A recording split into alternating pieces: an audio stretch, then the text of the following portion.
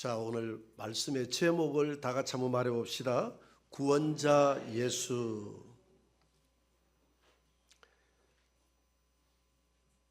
한국의 슈바이처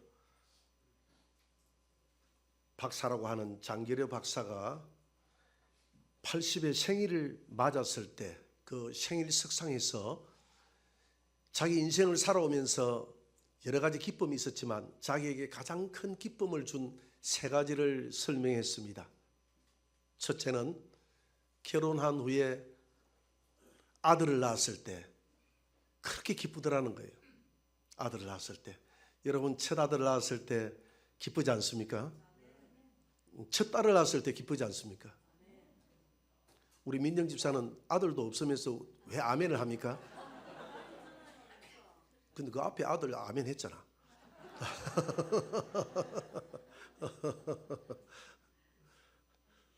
아들을 딸이라고 생각하고 딸을 아들이다 생각하면 만족이 될 줄 믿습니다. 그렇게 기쁘고, 두 번째 기쁨은 송기정 선수가 일제치하에서 마라톤에서 금메달을 따가지고 태극기를 막 흔들 때, 그때 우리가 일제치하에 눌려 있었는데 그 모습을 보니까 애국심이 발로해가지고 그렇게 기쁘더라는 거예요. 그리고 세 번째 기쁨은 본인이 예수님을 만나서 복음을 깨닫고 예수 그리스도 안에서 내 죄가 사해지고 내가 영원한 생명을 얻었다, 내가 하나님의 자녀가 되었다, 내가 구원받았다 하는 이것을 생각하니까 그렇게 기쁘더라는 겁니다. 그런데 장기리 박사가 그런 이야기를 했어요. 결론이 중요한데, 앞에 두 기쁨은 세 번째 내가 예수님을 만났던 기쁨에 비하면 아무것도 아닌 기쁨이다. 그거는 일순간적인 기쁨이고, 예수님을 만났던 기쁨은 내 생애의 영원한 기쁨이다, 이렇게 이야기했습니다. 여러분, 예수님이 제자들에게 나타났을 때 너희에게 평강이 있을지어다라고 이야기했지 않습니까? 근데 예수님이 주는 평강은 세상이 주는 평강하고는 달라요. 세상이 주는 평강은 어떤 평강입니까? 세상이 주는 평강은 내 환경이 좋은 데서 오는 평강, 내 아들이 좋은 학교에, 내 자녀가 좋은 학교에 합격을 했다, 뭐 취직을 했다, 뭐 주식이 올랐다, 가상화폐를 샀는데 갑자기 폭등했다, 뭐 이렇게 하면 기쁘죠. 좋은 아파트에 들어갔다 그러면 좀 평안이 있죠. 그거는 한순간적인 기쁨이에요. 뭐 코미디 프로를 보면 즐겁죠. 한순간적인 기쁨이다. 하룻밤 자고 나면 아무런 기쁨이 아니에요. 어제 우리 이윤호 집사님, 김선자 집사님이 자녀를 결혼을 시켰어요. 결혼을 시켰는데 우리 성우가 어머니 앞에서 안 울라고 막 입을 갖다가 다물고, 어머니 아버지 앞에 서가지고 막 입을 콕 다물는데 내가 자세히 쳐다봤어. 저 녀석이 우나 안 우나 쳐다보니까 눈이 자꾸 벌개지더라고. 눈이 자꾸 벌개져 보니까 눈물을 참는다고 애를 쓰는 거예요. 그런데 결국은 울음을 터뜨리더라고. 왜냐하면 어머니 아버지가 너무 고생을 했거든. 자녀들을 키운다고 너무 고생을 하고, 그래도 그 자녀를 믿음으로 키웠어. 어제 결혼 보내니까 그 기쁨 아닙니까? 그러나 이런 기쁨은 우리의 영원한 기쁨이 될 수가 없어요. 한순간적인 기쁨입니다. 보람이에요. 그러나 우리가 예수를 믿고 구원받았다는 이 기쁨과 평강은 세상이 주는 것하고는 달라요. 우리 영혼은 근본적인 불안함이 있습니다. 그 불안이 뭐냐면, 내가 죽고 난 다음에 내가 지옥 갈 수밖에 없다는 그 영혼의 불안감이 여러분들이 알지 못하는 사이에 존재하고 있는 거예요. 그래서 사람들은 안 죽으려고 발버둥을 칩니다. 우리 홍태용 이 시장이 이전에 시장 되기 전에 저하고 밥을 한 끼 먹은 적이 있습니다. 산정 식당에서 밥을 한 끼 먹었는데 그 이야기를 하더라고요. 목사님, 재미난 것은 자기가 출근을 하면 그 요양원을 하지 않습니까? 한솔 요양원이 있지 않습니까? 한솔 요양원에 있는 할아버지들 중에서 밤새도록 한숨도 못 잔 사람이 있다는 거예요. 왜? 잠들면 죽을까 봤어. 불안했어. 아침에 회진을 하면 자기한테 물어본다는 거예요. 여보게 의사 양반, 내가 죽을 것 같나 안 죽을 것 같나? 근데 속으로는 죽을 것 같아. 근데 아버님 죽겠습니다 이야기를 못 하잖아요. 그래서 세상 사람들은 뭐 죽는다 뭐 이런 이야기들을 하는 것을 두려워합니다. 그리고 부모가 암에 걸려서 내일 모레 사망 선고를 내릴지라도 죽음에 대해서 이야기하지 않아요. 끝까지 숨깁니다. 그건 잘못이에요. 우리 믿음의 사람들은 죽음에 대해서 계속 이야기를 해줘야 됩니다. 암이 걸려서 살지 못할 것 같으면 암 걸렸다고 분명히 이야기를 해줘야 되고요. 그래야 죽음을 대비할 것 아닙니까? 대비할 것 아니에요. 그러나 우리 믿음의 사람들은 내 영혼이 죄에서 벗어났기 때문에, 지옥의 심판에서 벗어났기 때문에, 마귀로부터 벗어났기 때문에, 영원한 절망에서 소망으로, 지옥에서 천국으로, 죽음에서 생명으로 우리가 이사갔기 때문에 우리는 근본적인 마음의 두려움에서 해방된 영혼의 기쁨과 평강이 우리 안에 자리 잡고 있단 말입니다. 믿으시기 바랍니다. 그래서 우리는 오늘 장기리 박사가 그 이야기를 했어요. 내가 앞에 여러 가지 기쁨이 있지만 내가 예수 믿고 구원받았던 이 기쁨은 영원한 기쁨이다. 영원한 기쁨이다. 영원한 기쁨이라고 이야기했어요. 여러분들이 무덤에 들어갈 때까지 찬송 부르며 갈 수 있는, 노래 부르며 갈 수 있는 기쁨이 바로 내가 예수 믿고 구원받았다는 그 기쁨인 줄 믿으시기 바랍니다. 무엇 때문에 이런 기쁨이 왔습니까? 예수님이 이 땅에 오므로 말미암아서 이런 기쁨이 왔지 않습니까? 예수님이 이 땅에 오므로 말미암아서 이 땅에 기쁨이, 예수님이 오는 과정들이 만만치 않았습니다. 하나님이 그냥 예수님을 그냥 아무런 생각 없이 적극적으로 이 땅에 보낸 게 아니에요. 철저하게 하나님은 창세기 1장 1절부터 태초에 하나님이 첫날에 빛을 창조하시니라, 이 빛이 예수 그리스도라고 했어요. 하나님은 6일 동안 천지를 창조하면서 6일 동안 천지 창조 안에 복음을 다 심어놨어요. 예수 그리스도를 빛으로 이 땅에 보낼 계획을 심어놨다 이 말입니다. 그 창세기의 빛이 요한복음 1장 1절에 예수님이 빛으로 영원한 생명을 가지고 이 땅에 오셨더라. 할렐루야. 이 빛은 예수 그리스도라고 고린도후서 4장에서 이야기하고 있습니다. 그래서 예수님은, 하나님은 철저하게 자기의 아들 독생자를 이 땅에 보낼 계획을, 창세기부터 계획을 가지고 있었어요. 하나님이 이스라엘 백성들 중에서도 아브라함의 후손을 택해서 이 땅에 보내겠다고 약속을 했습니다. 구약의 마지막 성경이 말라기예요. 말라기에서 마태복음 사이에는 400년간의 공백 기간이 있는데 이 공백 기간을 암흑기라고 했습니다. 암흑기. 왜 암흑기라고 이야기하느냐면 하나님이 한 번도 나타나신 적이 없기 때문에, 하나님이 내 백성들에게 한 번도 말씀하신 적이 없기 때문에 이스라엘 백성들은 자신들을 하나님이 버렸다고 생각했습니다. 이 암흑기 기간 동안 400년 동안에. 부모님이 잔소리할 때는 싫잖아요. 부모님이 잔소리할 때는 싫잖아요. 자식들에게 잔소리를 할 때는 싫습니다. 그런데 이제 나이가 들어보면 부모님의 그 잔소리가 그리울 때가 있어요. 왜? 나이가 들면 부모님 잔소리 합니까 안 합니까? 여러분들 나이가 들고서도 잔소리 하는 모양이죠. 나이가 들어서 잔소리하면 안 됩니다. 싫어합니다. 손자 손녀들에게 잔소리하면 싫어요. 할아버지는 할머니는 그냥 용돈 주고 좋아해 줘야 됩니다. 용돈 주고 좋아해 줘야 돼요. 그래야 인기가 있어요. 인기가 있어요. 근데 그 부모님의 잔소리가 그리울 때가 있어요. 그리울 때가 있어요. 너무 잔소리를 안 하니까. 이스라엘 백성들이 그러잖아요. 400년 동안 하나님이 한 번도 잔소리를 안 하니까 하나님의 잔소리가 그립습니다. 하나님 좀 말씀해 주세요. 어디 계십니까? 예전처럼 선지자 보내서 잔소리 좀 해주세요. 이놈들아, 너희들이 선지자 보냈더니 잔소리 한다고 다 죽였지 않느냐? 이제 안 죽일게요. 이제 그리 안 할게요. 하나님 잔소리 좀 해주세요. 그래도 하나님이 말씀하지 않습니다. 이 암흑기 기간 동안에 하나님이 극단적인 하나님의 그 분노와 사랑을 섞어서 보냈던 기간이 이 400년간의 말라기에서 마태복음 사이의 암흑기입니다. 처음에 우리가 자녀들이 잘못하면 자녀들에게 회초리를 들잖아요. 회초리를 들다가 나중에 자녀들에게 극도의 분노를 쏟아내는 게 뭡니까? 말 안 하는 것 아닙니까? 나 너하고 말 안 해. 말 안 해. 이러잖아요.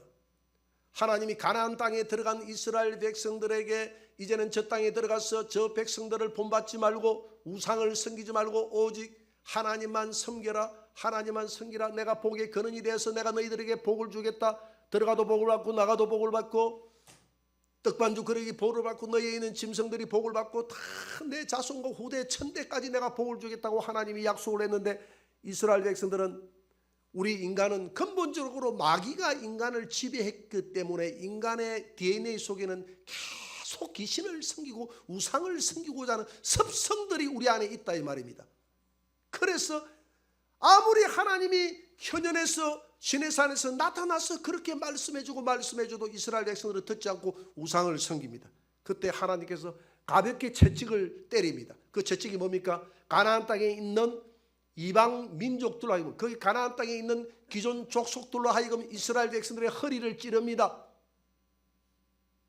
그래도 저들이 돌아서지 않으니까 하나님의 애굽을 들어서서 찌릅니다. 그래도 안 되니까 아수르를 들어서서 찌릅니다. 그래도 안 되니까 하나님께서 남북으로 나눠버렸습니다. 남북으로 나눠버렸어요. 우리 대한민국도 남북으로 나눠진 것은 하나님의 뜻이 아니고서는 나눠질 이유가 없어요. 머리카락 하나 빠지는 것도 하나님이 허락을 해야 빠진다고 그렇게 했어요. 남북으로 나눠진 것도 하나님께서 우리 민족에게 주는 하나님의 사랑의 채찍인 줄 믿으시기 바랍니다. 더 기도하라고, 내가 민족을 쓰겠다고. 결코 하나님이 이스라엘 백성들에게 남북으로 나눠도 하나님의 그 저주가 아니었다 이 말입니다. 이것조차도 하나님의 사랑이라고 성경은 설명하고 있습니다. 그런데도 이스라엘 백성들은 계속 우상 숭배를 합니다. 그래서 어떻게 합니까? 저 바벨론을 들어서 이스라엘을 이제 포로로 끌고 갑니다. 나라를 망하게 만들어버렸습니다. 그래도 하나님 말씀 안 들으니까 어떻게 합니까? 하나님이 페르시아를 들어서 또 이중 포로가 되게 합니다. 그래도 말씀 안 들으니까 하나님이 그리스를 들어서 식민지를 만듭니다. 그래도 말씀을 안 들으니까 하나님이 로마를 들어서 식민지를 만듭니다. 우리 대한민국은 일제 식민지 하면 됐는데요. 그래도 대한민국의 역사는 그래도 좀 가벼운 역사예요. 누구에 비하면? 이스라엘에 비하면. 이스라엘의 역사는 하나님이 함께함에도 불구하고 정말 비참한 역사였습니다. 그 비참한 과거의 역사가 극단적인 하나님의 사랑의 방법이었다 이 말입니다. 그래서 아예 말을 안 들으니까 로마를 통해서도 채찍을 때려도 말을 안 들으니까 하나님께서 아예 입으로 침묵해버렸는데 말라기부터 마태복음 사이에 400년간의 이 암흑기 동안 하나님이 한 말씀도 하지 아니하시고 침묵해버렸다 이 말입니다. 침묵해버렸는데 오늘 본문에 보니까 처녀가 잉태하여 아들을 낳으리니 그 아들이 임마누엘이라는 것은 하나님이 하나님이거든요. 임마누는 함께 하신다는 것이거든요. 하나님이 이 백성과 함께 하는도다. 아, 놀라운 사건입니다. 하나님이 우리 백성들을 버린 줄 알았는데 그 시내산에서 말씀하던 하나님이 육체를 입고 오셔서 이 백성과 함께 한답니다. 그 기간, 이 400년이라는 이 침묵의 기간 동안에 하나님은 독생자 예수를 자기 하나밖에 없는 아들을 보낼 계획을 하고 있는 줄 믿으시기 바랍니다. 그 계획을 하고 있었다 이 말입니다.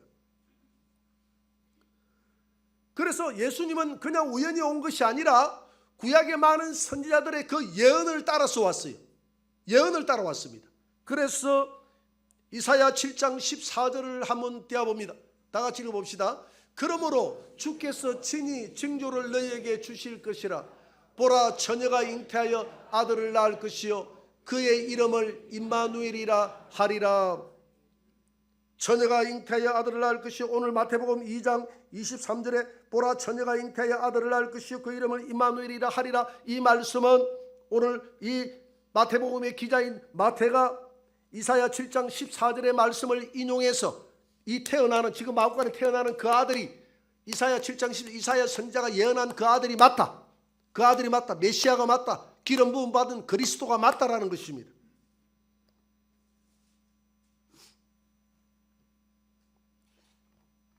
출애굽기 3장에 보면 모세가 광야에서 양을 먹이다가 떨기나무에 천사가 나타나서 모세야 모세야 이리 오너라.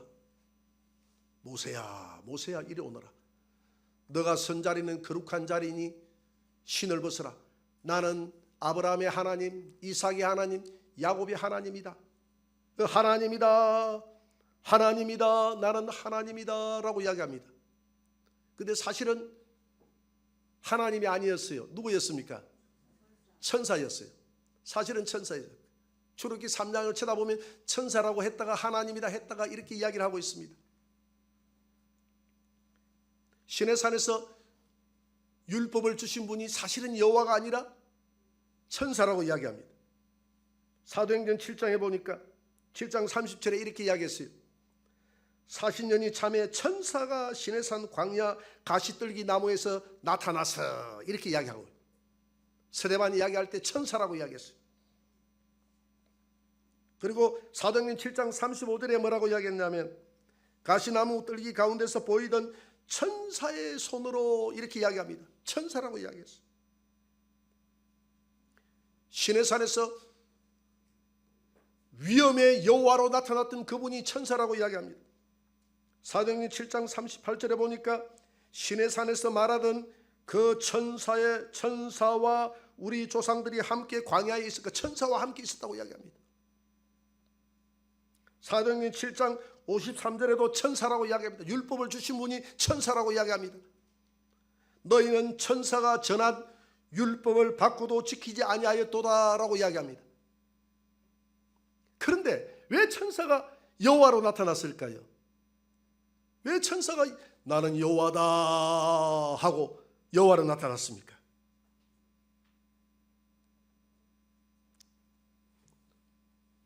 출애굽기 23장 20절을 한번 봅니다. 출애굽기 23장 20절 다 같이 시작. 내가 사자를 내 앞서 보내어 길에서 너를 보호하여 너를 내가 예비한 곳에 이르게 하리니 21절 너희는 삼가 그의 목소리를 청종하고 그 사자가 천사거든. 천사의 목소리를 청종하고 그를 뭐 하지 말라? 노엽게 하지 말라. 그가 너희의 허물을 용서하지 않을 것은 그 사자가 너희들의 허물을 용서하지 않을 것은 내 이름이 여호와의 이름이 누구에게 있다? 천사에게 있다. 그러니까 하나님이 여호와가 그 이름 여호와의 이름을 시내산에 나타나는 천사에게 주었다는 겁니다. 그러니까 그 천사는 여호와의 이름이 자기 입에 있기 때문에 나는 여호와다 하고 나타날 수 있는 거예요. 믿습니까? 여호와의 이름이 있는 거예요. 우리가 귀신을 쫓아갈 때 더러운 귀신아 나가 이렇게 예수님처럼 할 수 있어요? 없어요? 왜? 예수님의 이름이 이미 내 안에 있기 때문에. 예수님의 권세가 나의 권세인 줄 믿습니다. 그리고 천사는 자기 임의대로 하는 게 없어요. 여호와가 입술에 권세를 줘가지고 말씀하기 때문에 그 천사는 곧 여호와라. 할렐루야. 여호와라고 해도 무방하다 이 말입니다. 왜? 여호와의 이미 권한을 줬기 때문에. 이름이 그에게 있기 때문에.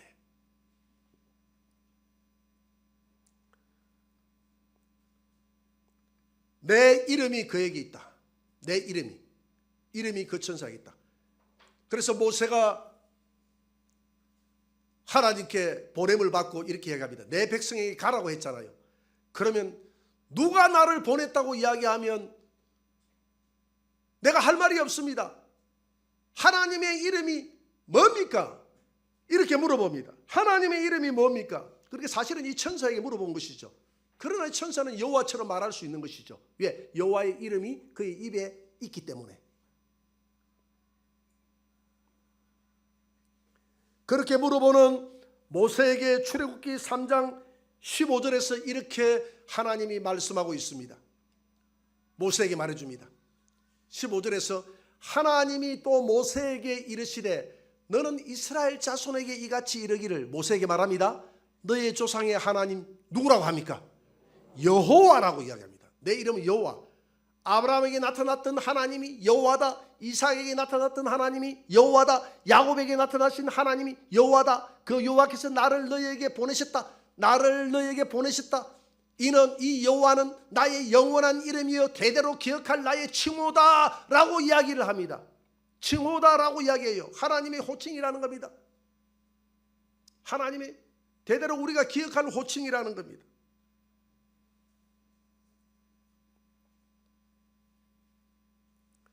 그런데 그 하나님이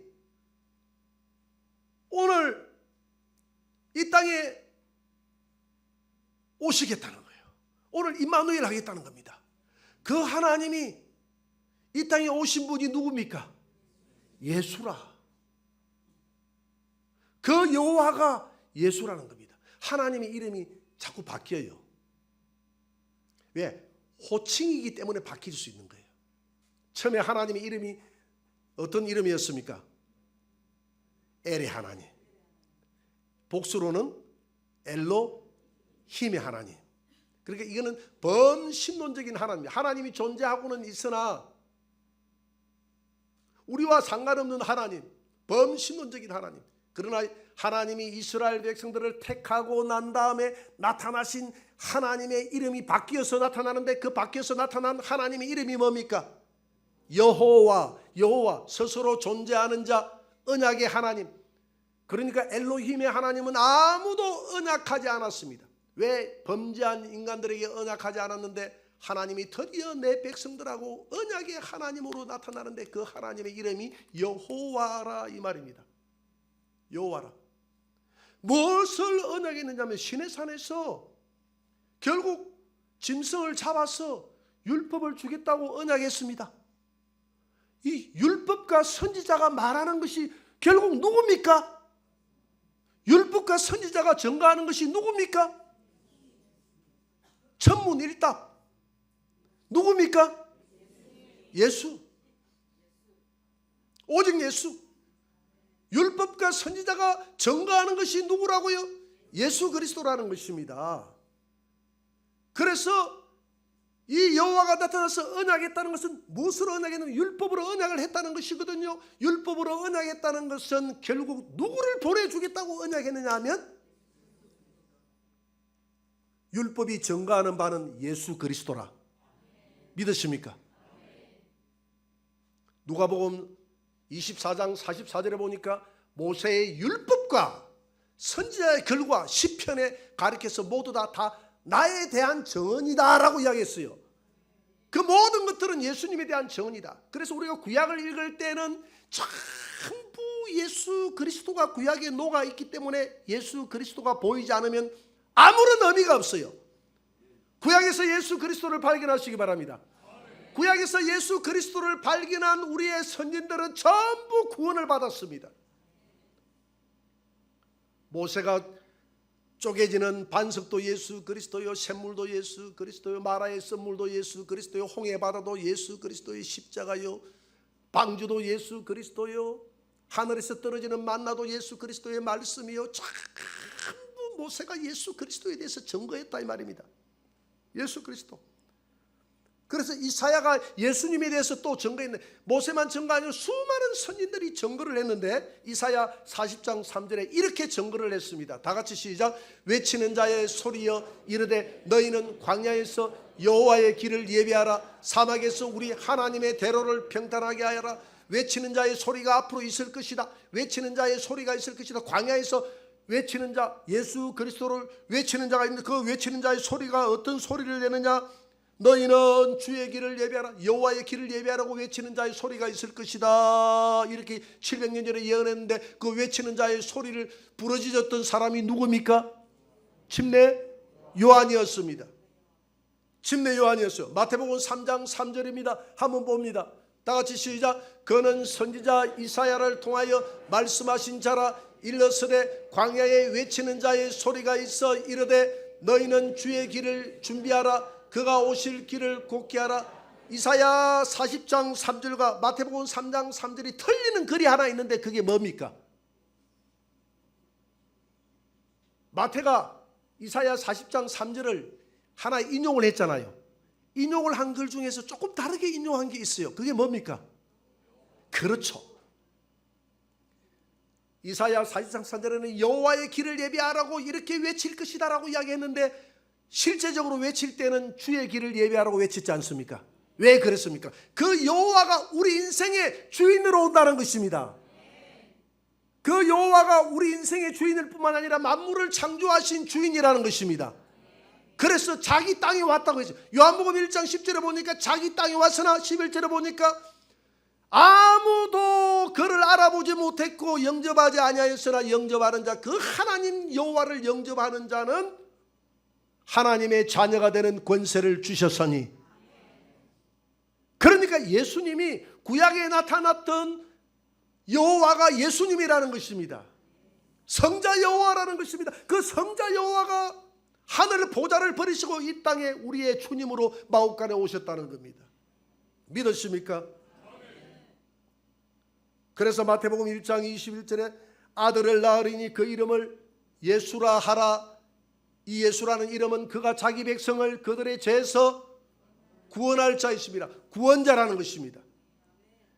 여러분, 예수님이 구원자면 구약의 여호와도 구원자임을 믿으시기 바랍니다. 여호와도 계속 나의 이름은 나는 구원자다, 나는 구원자다, 나는 구원자다라고 이야기하고 있습니다. 이사야 43장 3절 한번 봅니다. 다 같이 시작. 대저 나는 여호와 내 하나님이요 이스라엘 거룩한 이요 내 구원자임을 됐습니다. 네, 뭐라고 이야기합니까? 하나님은 저와 여러분들의 구원자라고 이야기합니다. 구원자예요, 구원자. 예수님은 구원자, 예수라는 이름은 구원자예요. 그래서 여호와의 이름과 예수라는 이름도 별개 다를 게 없다 이 말입니다. 구원을 한다는 관점에서는 똑같다 이 말입니다. 율법이 증거하는 바도 예수요, 성령이 증거하는 바도 예수다. 이단들이 한결같이 하는 얘기가 있는데 시대별 구원자가 다르대. 장길자 같은 교회에서는 구약 시대는 성부 시대요, 신약 시대는 예수 시대요, 말세에는 성령 시대인데 성령이 육체를 입고 오신 그분이 안상홍이다. 그러니까 결국은 안상홍이가 마지막 시대의 구원자라는 이야기죠. 근데 예수 시대의 예수님은 성공하지 못했다. 왜? 왜 성공하지 못했다고 이야기하는지 아십니까? 창세기에 하나님이 우리의 형상대로 우리의 모양대로 사람을 만들었다고 했잖아요. 그죠? 그래놓고 사람을 만들었는데 아담과 하와 남자와 여자로 만들었다는 거예요. 그래서 하나님은 우리의 모양과 우리의 형상대로 하나님의 형상과 모양이 남자와 여자라는 겁니다. 그래서 하나님은 남자가 있고 여자가 있다는 거예요. 맞습니까? 해석을 어떻게 그렇게 기똥차게 해석을 할 수 있는지. 그래서 이단의 교주가 되려고 하면 해석을 기가 차게 해야 돼요. 그래서 남자가 있고 여자가 있기 때문에 하늘나라는 실상이고 이 땅은 그림자라는 거예요. 그림자로 오신 예수님이 성공하지 못했던 이유는 아내를 두지 못했기 때문에 성공하지 못했다는 겁니다. 그런데 다시 오실 성령 하나님은 결국 아내를 선택해서 하나님의 그림자의 하나님의 완성을 이룬다는 거예요. 그래서 예수 그리스도가 현해에서 나타나신 분이 안상홍인데 안상홍이가 드디어 하나님의 아내를 두었는데 그 아내가 지명해서 불렀더 너는 내 것이라 하고 아담과 하와가 아담이 하와를 너는 내 것이라 내 뼈 중에 뼈 내 살 중에 살이라고 이야기했던 그분이 장길자를 자기 아내로 삼았기 때문에 안상홍은 남자 하나님, 장길자는 여자 하나님, 그렇다는 거예요. 그래서 잠시 안상홍이가 여자 하나님을 두고 하늘나라로 갔기 때문에 안상홍이가 없을 동안만큼은 장길자의 이름으로 기도해야 된다, 어머니 하나님의 이름으로 기도해야 된다 해가지고 지금은 장길자의 이름으로 기도합니다라고 이야기하고, 그들은 재림을 지금 기다리고 있는데 누구의 재림을 기다리고 있느냐 하면 그들은 안상홍의 재림을 기다리고 있어요. 이 땅에 다시 오실 안상홍님 하지, 다시 오실 예수님이라고 이야기하지 않습니다. 그러니까 그 하나님의 교회는 전혀 기독교가 아니에요. 전혀 다른 종교입니다. 마찬가지입니다. 신천지도 마찬가지예요. 신천지도 시대별 구원자를 두었어요.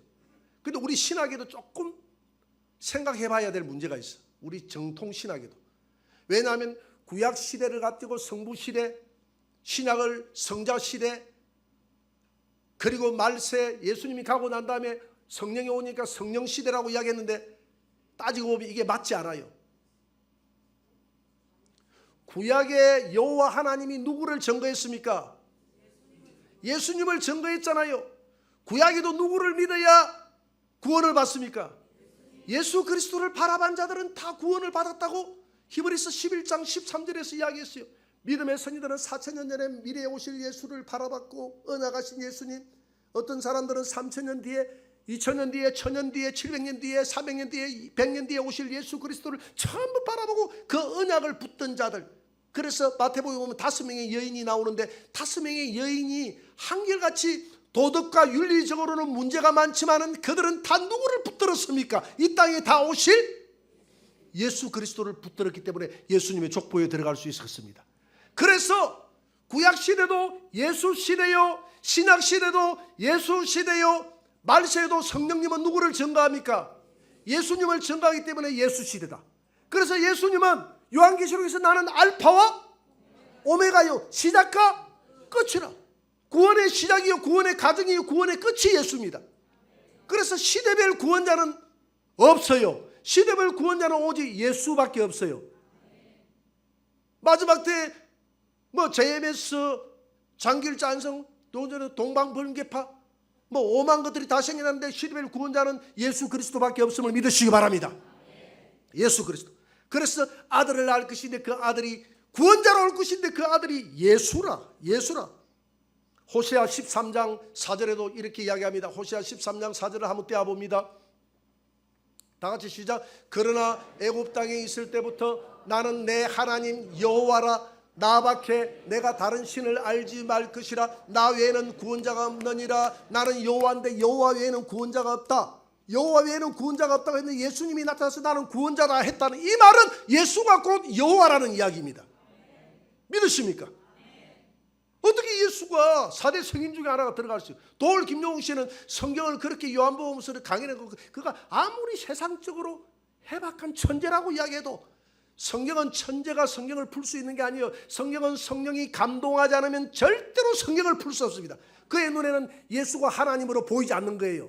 그렇기 때문에 영접을 한다고 해서 다 구원을 받는 게 아니에요. 어떻게 영접을? 예수 그리스도를 유일한 나의 구원자요, 유일한 하나님으로 도마가 이야기했던 것처럼 영접할 때 내 가정에 구원이 있으리라. 믿으십니까? 예수님이 하나님의 아들이라는 그 증거를 확실하게 알려준 게 있는데 그게 뭡니까? 증거한 것이 있어요. 예수님이 하나님이다라는 것을 증거했던 결정적인 찬스가 뭡니까? 부활. 그렇죠. 로마서 1장 4절입니다. 로마서 1장 4절을 다 같이 한번 봅니다. 다 같이 시작. 성결의 영으로는 죽은 자들 가운데서 부활하사 능력으로 하나님의 아들로 선포되셨으니 우리 주 예수 그리스도시니라. 그가 하나님의 아들이라는 증거가 뭐냐면 그가 살아나심으로 말미암아서 하나님의 아들임을 스스로 증명했다는 겁니다. 이 땅에 수많은 사람, 예수님의 십자가와 양옆에 달린 십자가가 다른 게 뭐가 있습니까? 죄인의 십자가는 똑같잖아요. 그러나 양옆의 십자가는 살아나지 못했지만 예수님이 살아남으로 인해서 다른 십자가가 된 줄 믿습니다. 그래서 예수 그리스도가 하나님이라고 누군가가 고백을 해줘야 되는데 그 최초의 고백을 한 사람이 누굽니까? 도마. 요한복음 20장 28절입니다. 같이 한번 읽어봅시다. 20장 다 같이. 도마가 대답하여 이르되 나의 주님이시여 나의 하나님이십니다. 오늘 예수님은 나의 주 나의 하나님이십니다. 요한복음 5장 20절에 보니까 그는 참 하나님이라고 이야기했습니다. 이 땅에 오신 분. 요한복음 1장 8절에 보니까 참 빛으로 이 땅에 오신 분이 있는데 하나님이십니다. 우리는 이 대림절을 맞이해서 이제는 이 땅에 초림하여 오신 예수님은 이미 왔으니까 이 대림절이라는 것은 초림절뿐만이 아니라 다시 오실 예수 그리스도를 열망하며 예수님의 재림을 열망하며 살아야 됩니다. 말세가 되면 사람들은 사고 팔고 신고 집을 짓고 시집가고 장가가고 한다고 아무도 재림에 관심이 없다고 그랬어요. 여러분, 우리가 살아갈지라도 시집가고 장가갈지라도 사고 팔지라도 우리의 관심과 우리의 마음은 오직 이 땅에 다시 오실 예수님에게 두시고 예수님에게 소망을 가지시고 그렇게 다시 한 번 더 예수님의 재림을 다시 한 번 더 초림처럼 기다리는 그런 성탄절이 되기를 주의 이름으로 축원합니다.